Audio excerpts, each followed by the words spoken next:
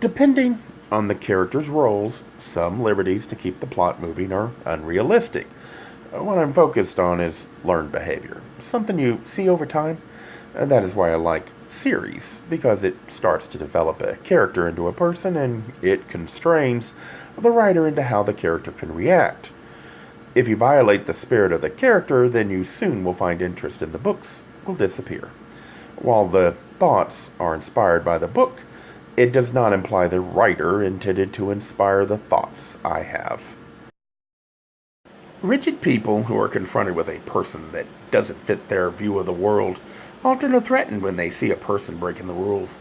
When you assume only one God, and you have the words of God in your book, then see someone as happy yet violating the words you know are God's, it does cause doubt and makes you angry at the person. You feel like they need to be punished since God would want it that way.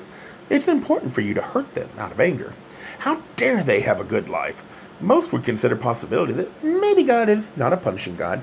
He does not have a set path, but to live your whole life that way and then find reason to question it's real hard to accept. Maybe you were wrong and needed to reassess.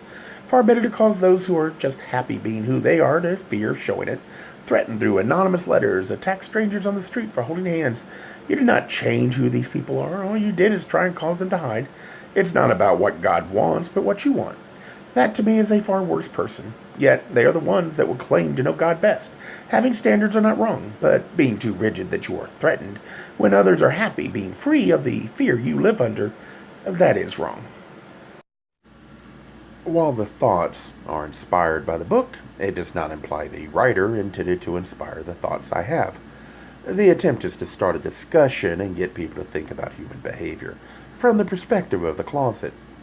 How this might lead to problems that make friends or partners or even business relationships difficult. I can understand why some would dismiss this effort. I find reminders in how the characters behave with memories of my own experiences and then explore that aspect. It's meant to start people to think. It is not meant to imply I am right. If you do not share the ideals with others, then how will you know if you're right? When talking, the focus should be on challenging and exposing your ideals, not in changing other opinions.